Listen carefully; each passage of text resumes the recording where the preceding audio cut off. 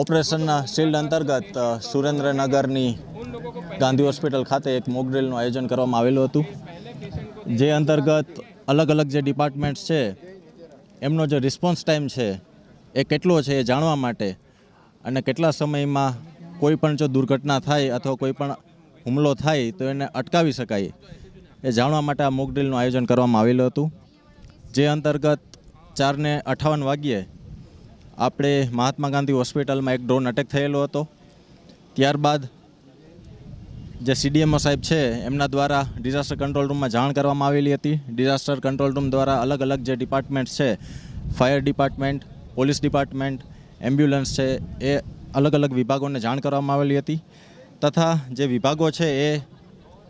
Gandhi hospital સુધી કેટલા સમયમાં પહોંચે એના સમયની નોંધ કરવામાં આવેલી હતી અને